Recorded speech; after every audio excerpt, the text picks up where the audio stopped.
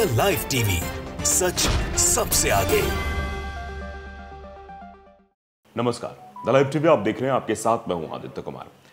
अब इस पूरे चुनाव में हिंदू मुसलमान कराने की पूरी कोशिश हो रही है। धार्मिक ध्रुवीकरण जिस तरीके से फैलाया जा रहा है और जिसको लेकर तरह तरह के सवाल उठ रहे हैं कि मुसलमानों की बात की जा रही है। प्रधानमंत्री जी कहते हैं कि मुसलमानों को कांग्रेस सब दे देगी, आपके मंगलसूत्र दे देगी, आपका सोना दे देगी, आपकी गाड़ी दे देगी, आपके घर दे देगी। अगर 2 घर आपके पास तो 1 घर कांग्रेस किसी और को दे देगी। तो ये जो मतलब भ्रम फैलाने की स्थिति है इसलिए की जा रही है क्योंकि पहले चरण के मतदान के बाद विपक्ष में उत्साह दिखाई दे रहा है, तो भारतीय जनता पार्टी के बड़े नेताओं में एक डर दिखाई दे रहा है। हमने आपको बताया था किस तरह की चीजें हो रही है और फिर से मोदी जी ने इस तरीके की बातें की हैं कि मुसलमानों को आरक्षण नहीं दिया जाएगा, हमारी सरकार रहेगी। मतलब क्या जरूरत है कि धर्म के आधार पर राजनीति की जाए और इस तरीके की भाषा बोली जाए। और फिर सवाल चुनाव आयोग पर भी खड़े हो जाते हैं कि आखिरकार चुनाव आयोग क्या इन सब बातों पर संज्ञान नहीं ले रहा है?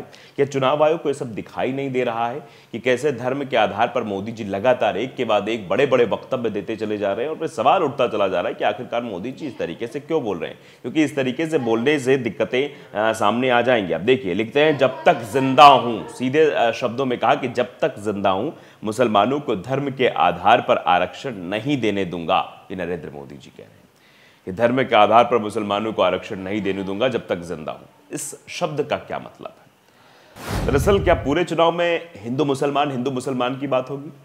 क्या मोदी जी ये बताने की कोशिश करेंगे कि विकास की उनकी नई रूपरेखा क्या होगी, या पिछले 10 सालों की उनकी क्या रूपरेखा क्या थी और उस रूपरेखा पर कितना काम किया, कितना काम हुआ, कितना नहीं हुआ? क्या भ्रष्टाचार खत्म हो गया? क्योंकि ये तो ऐड चलाए जा रहे थे, भ्रष्टाचार खत्म करने की बात कही जा रही थी कि बहुत हुई महंगाई की मार, अब की बार फलाने की सरकार, बहुत हुई भ्रष्टाचार की मार, अब की बार फलाने की सरकार, बहुत हुई बेरोजगारी की मार। लेकिन आज सारी मार पड़ रही है, बेरोजगार युवा परेशान, उसके पास नौकरी नहीं। इस बारे में चर्चा नहीं, चर्चा मुसलमानों को लेकर हो रही है, बात मुसलमानों पर की जा रही है, मंच पर मुसलमानों की बात की जा रही है। इससे क्या साबित हो रहा है? अब चलिए खबर पर आते हैं, उसके बाद लोगों का रिएक्शन भी आपको बताएंगे कि प्रधानमंत्री मोदी जी के इस वक्तव्य को लेकर किस तरीके से लोग अपना रिएक्शन दे रहे हैं, लोग सवाल खड़े कर रहे हैं, लोग बातें कर रहे हैं कि इस तरीके से एक प्रधानमंत्री को तो नहीं बोलना चाहिए, उनको शोभा नहीं देता है, उनको सबको साथ लेकर चलना चाहिए। अगर उनका नारा सबका साथ सबका विकास है तो फिर वो इसमें मुसलमान क्यों कह रहे हैं? लोकसभा चुनाव में अब आरक्षण के मामले में सियासत गर्म हो गई है। इसके साथ ही आरक्षण के गर्मागर्म मुद्दे में फेक वीडियो का तड़का लगा है। इस मामले में अब तक 2 लोग गिरफ्तार किया गया और 16 को आज के लिए समन भी जारी किया गया है। दरअसल आम चुनाव प्रचार अभियान के दौरान पिछले कुछ समय से आरक्षण को लेकर गरमाई सियासत में फेक वीडियो का तड़का लगने से मंगलवार को भाजपा और कांग्रेस के बीच तू-तू मैं और तेज हो गई। प्रधानमंत्री मोदी ने तेलंगाना में कहा, जब तक जीवित हो दलितों, आदिवासियों और ओबीसी का आरक्षण मुसलमानों को धर्म के आधार पर नहीं देने देंगे। ये बात मोदी जी के द्वारा कही गई कि आरक्षण जो है धर्म के आधार पर नहीं देने देंगे। इस बीच केंद्रीय गृह मंत्री अमित शाह का कथित आरक्षण समाप्त करने संबंधी बयान का एक फेक वीडियो वायरल होने के बाद अहमदाबाद से 2 लोगों को गिरफ्तार भी किया गया। इनमें से एक कांग्रेस के नेता जिग्नेश मेवानी का पीए और दूसरा आम आदमी पार्टी का कार्यकर्ता है। सोमवार को भी असम से गिरफ्तारी हुई थी। इस मुद्दे पर भाजपा ने कांग्रेस को घेरा तो कांग्रेस ने भी पलटवार किया। फर्जी वीडियो का मुद्दा गर्माता देख कांग्रेस ने कहा कि यदि भाजपा ने निरंकुशता दिखाई तो राहुल गांधी के ढेरों फर्जी वीडियो वायरल करने के मामले सामने आएंगे। गृहमंत्री शाह के मामले में कार्रवाई करने वाली दिल्ली पुलिस को फिर अग्नि परीक्षा से गुजरना पड़ेगा। कांग्रेस ने कर्नाटक, हिमाचल, झारखंड, तेलंगाना, तमिलनाडु, दिल्ली में एफआईआर दर्ज कराने की तैयारी की है।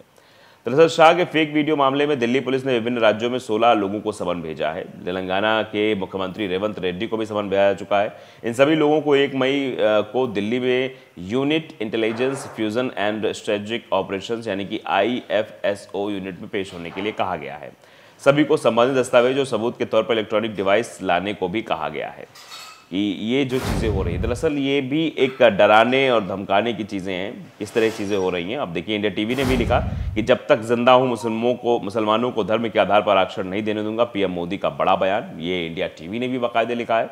पीएम मोदी ने कहा कि कांग्रेस पार्टी ने शुरुआत से ही संविधान का बार बार अपमान किया। पीएम ने याद दिलाया कैसे इंदिरा गांधी ने देश में आपातकाल लगाया और लोगों को जेल में डाल दिया। अब आप समझिए, अब जेल में नहीं डाला जा रहा है फेक वीडियो के माध्यम से। कितनी तरह के फेक वीडियो, वे राहुल गांधी के बारे में फेक वीडियो जो फैलाई गई, मैंने आपको खबर बताई, क्या उसके बारे में कार्रवाई होगी? कांग्रेस भारतीय जनता पार्टी पर आरोप लगा रही कि पार्टी संविधान बदलकर आरक्षण खत्म कर देगी। वहीं भाजपा और पीएम मोदी भी धर्म के आधार पर मुसलमानों को आरक्षण देने के लिए कांग्रेस पर निशाना साध रहे हैं। अब पीएम मोदी ने आरक्षण के मुद्दे पर कांग्रेस पर एक और हमला किया। पीएम ने कांग्रेस पर हमला करते हुए कहा कि जब तक हम जीवित हैं धलितों, आदिवासियों और अन्य पिछड़ा वर्ग को आरक्षण नहीं देंगे। इसी तरह बात कही है मुसलमानों को और मुसलमानों भी कहा उसमें, मुसलमानों को धर्म के आधार पर नहीं देने देंगे। पीएम मोदी ने कांग्रेस पर हमला करते हुए कहा कि अविभाजित आंध्र प्रदेश में पार्टी ने पिछड़ा वर्ग का आरक्षण मुसलमानों को देकर राज्य को तुष्टीकरण की एक प्रयोगशाला भी बना दिया। पीएम ने कहा तेलंगाना में 26 जातियां लंबे समय से ओबीसी का दर्जा मांग रही, लेकिन कांग्रेस ने इसे मंजूरी नहीं दी, बल्कि रातों रात मुसलमानों को ओबीसी की श्रेणी में श्रेणीबद्ध कर दिया। पीएम मोदी ने जहीराबाद में कांग्रेस पर संविधान पर हमला करने का भी आरोप लगाया। अब समझिए, संविधान को बदलने की बात भारतीय जनता पार्टी के 5 नेताओं द्वारा कही जाती है कि 400 पारा गए संविधान बदल देंगे, और उल्टा आरोप जो है लगाया जा रहा है कांग्रेस पर पीएम मोदी के द्वारा। भीमराव अंबेडकर द्वारा लिखे गए संविधान से रामायण एवं महाभारत के चित्र हटा दिए। पीएम ने याद दिलाया कि राहुल गांधी की दादी इंदिरा गांधी ने संविधान को चूर चूर कर दिया और देश में आपातकाल लगा दिया तथा लोगों को जेल में डाल दिया। पीएम मोदी ने यह भी आरोप लगाया कि कांग्रेस अगर सत्ता में आई तो वो विरासत टैक्स लगाएगी। माता पिता के निधन के बाद संतान को मिलने वाली आधी से अधिक 55% संपत्ति ले लेंगे। पीएम मोदी ने आगे कहा कि जब भी कांग्रेस पार्टी सत्ता में रही उसके 5 राजनीतिक सिद्धांत रहे हैं: झूठे वादे, वोट बैंक की राजनीति, माफिया एवं अपराधियों का समर्थन करना, परिवारवादी राजनीति और भ्रष्टाचार। इस तरीके की बातें कांग्रेस पर आरोप लगाते हुए मोदी जी द्वारा कही गई। अब इसको लेकर आप देख रहे हैं कि किस तरीके से कार्रवाई का एक सिलसिला चल चुका है कि हम कार्रवाई करेंगे और कार्रवाई भी हो रही है। देखिए आप किस तरीके से लगातार सियासत जो है वो गरमाती चली जा रही है और किस तरीके से पूछताछ भी इस पर खूब हो रही है। देखिए फेक वीडियो पर कार्रवाई से गरमाई सियासत, मोबाइल साथ लाने का निर्देश। साग के फेक वीडियो मामले में ये कहा जा रहा है कि जिसको मतलब रेवंत रेड्डी को भेजा गया है, तेलंगाना के मुख्यमंत्री को, इनको सबको साबित होने के लिए कहा गया है। आइए, छतरपुर में कांग्रेस नेता से पूछताछ हुई है। गृह मंत्री के फेक वीडियो मामले की जांच के लिए दिल्ली पुलिस मध्य प्रदेश छतरपुर पहुंची। मंगलवार को स्पेशल सेल के अधिकारियों ने कांग्रेस आईटी सेल के जिला संयोजक उमाशंकर लदेरिया से सिविल लाइन थाने में 2 घंटे तक पूछताछ की और 6 मई को दिल्ली तलब किया है। कांग्रेस नेता ने कहा कि उक्त वीडियो सोशल मीडिया पर पहले भी कई लोगों ने शेयर किया था और उन्हें नहीं मालूम था कि ये एडिटेड वीडियो है।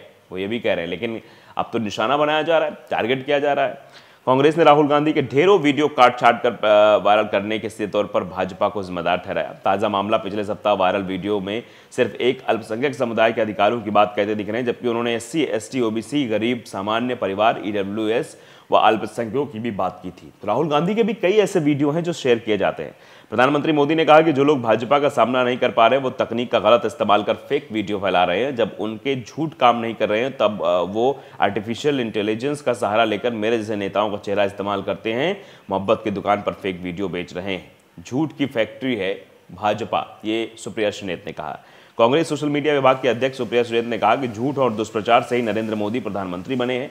कांग्रेस के घोषणा पत्र, मंगलसूत्र व आरक्षण को लेकर झूठ बोला जा रहा है। हम दिल्ली पुलिस को शिकायत देंगे, देखते हैं कि दिल्ली पुलिस सिर्फ शाह के लिए जाएगी या कानून का पालन करेगी।